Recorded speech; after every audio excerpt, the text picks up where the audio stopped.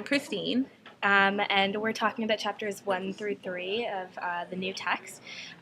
So, one observation that I made was that the entire first chapter talks about Adam and Eve, and then there's also the story of Charm and the twins. And at one point, there are a few lines that stood out to me a lot, especially in the first chapter. One of them was, "To every action, there's a story. It's yours. Do what you will."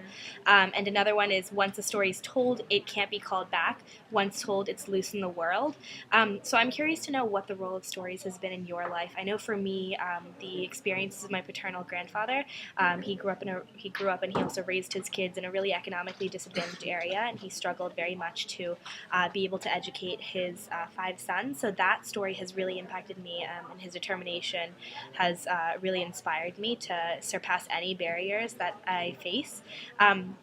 So I'm just curious to know if there's been any stories that have been told to you that have had a significant impact on your life, or any of your actions, and also if the characters in those stories, if those were people who you knew, or if they were stories like Adam and Eve, people who you've never met before. And whether or not you think it makes a difference depending on whether you know the character or you don't know the character. So the author also talks about how different people interpret stories differently. So when we're bringing up the stories in the first chapter, the author writes that if we believe one story to be sacred, we must see the other as secular in the Adam and Eve and also the Charm story. So I was wondering if you all had examples on stories that you've interpreted differently than others and why you've been surprised or excited by that. And the last point that I wanted to bring up is at the beginning of the first chapter. I thought it was really interesting how the author brought up his mother's disparate treatment in the workforce, especially because I'm really interested in women's rights movements.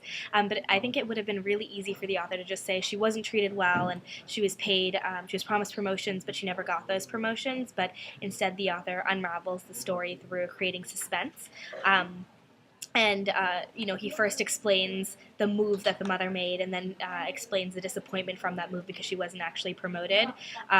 So this personal story was just really, really interesting to me. But I was wondering how else or what other ways you think the author made how he told the story of his mother really interesting and more intriguing than it otherwise could have been. So now I'm going to pass it on to Christine. Okay. So speaking of the interpretations that Uma discussed in chapter 1, Thomas King, he elaborates on those specific interpretations and how they can produce stereotypes about a particular person or group. So from describing the ideal Indian in American romantic literature to the late actor Will Rogers' widespread acclaim as a comedian and actor despite his Native American heritage, King not only notes the different perception of the Native Americans during this time, but also relates how the concept of an organic individual constantly changes throughout time. So King coined this term when describing Will Rogers because he was an individual that articulates the understanding of a community or nation. So I'm just wondering, like in 2014, for our generation, do you guys know anyone that would constitute as an organic individual? And do you think the idea of a organic individual can strengthen or hinder a specific demographic? And then also, King talks about like his late teenage years and how like he wasn't accepted within the mainstream American community, but also he was still trying to get in touch with his Native American culture. So this kind of put him in a difficult spot because it's like while he wanted to know his roots, he also wanted to fit in. So and then he relates this phenomenon to this word called the cultural ritualist.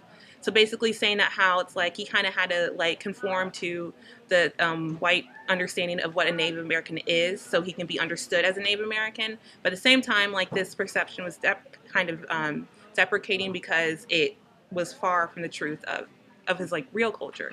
So I know this may not apply to everyone, but like if you guys are part of any heritage, have you guys experienced this situation before where it's like you kind of had to kind of like dumb down your culture to the mainstream so it can be accepted or understood?